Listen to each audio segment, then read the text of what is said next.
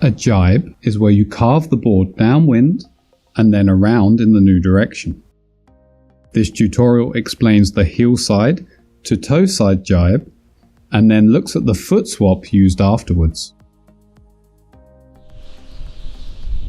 You begin by turning the kite back quickly to send it straight across the window. After turning the kite, you must very quickly carve the board downwind. Before the kite hits high power, you must be riding downwind, otherwise the kite will launch you downwind. As the kite loses power, you keep edging the board crosswind to ride away. While learning, you can send the kite across a bit higher and slower. However, if the kite moves too slowly, you will lose line tension as you carve the board downwind.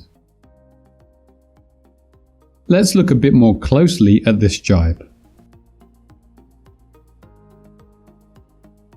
Keep the kite low and ride with decent speed.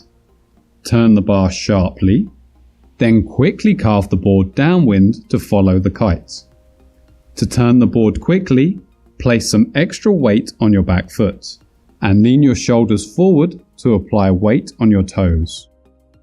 As the kite leaves high power, edge more to ride crosswind. Removing your backhand will help you lean properly over the toeside rail.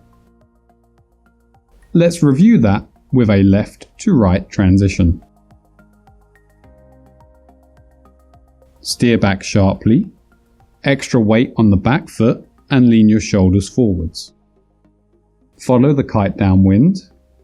As the kite calms down, remove your backhand so you can lean forwards and edge crosswind. If you mistime your board and kite movements, it will hamper your gybe.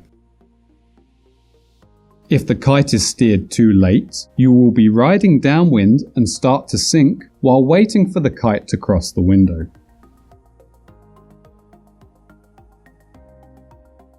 If you steer the kite too early, it will cross the window into low power before you've finished carving the board around.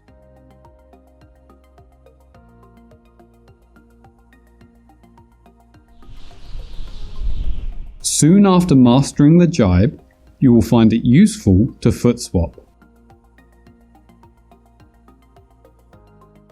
First, we look at a quick footswap and then give you the steps for building up to it.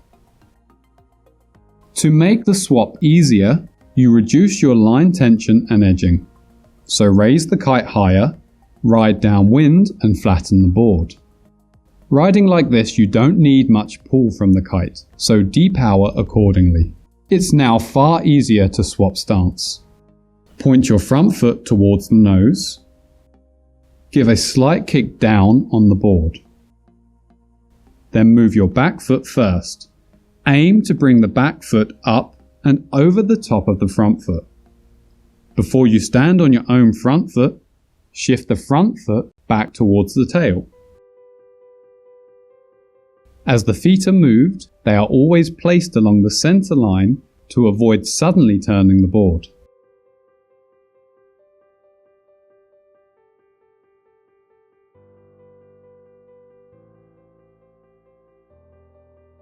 At first, it can be challenging to footswap in a single movement, but there are plenty of steps to build up to it. First, while riding around, practice shifting the back foot towards the front and then back again. This should make you comfortable riding with both feet in the middle of the board. Next, take this a step further and try riding in ski stance. You point your front foot towards the nose, then shift your back foot alongside.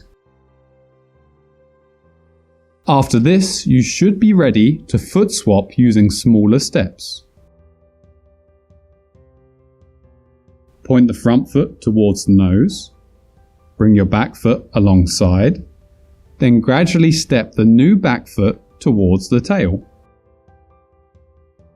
At each stage of this, you must keep your weight evenly distributed over the center line.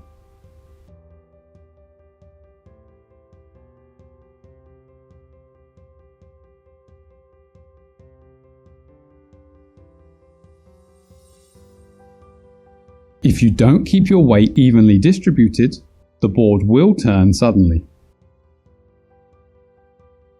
Here, for example, the rider places their weight slightly to the left of the center line after the foot swap.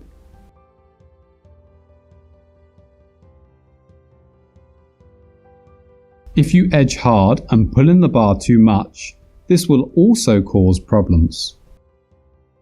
As you lift your feet, the board slows down slightly due to drag, while the pull from the kite keeps your body moving forward and away from the board. Good luck learning the gybe and foot swap. For more directional board tutorials, subscribe or access our playlist.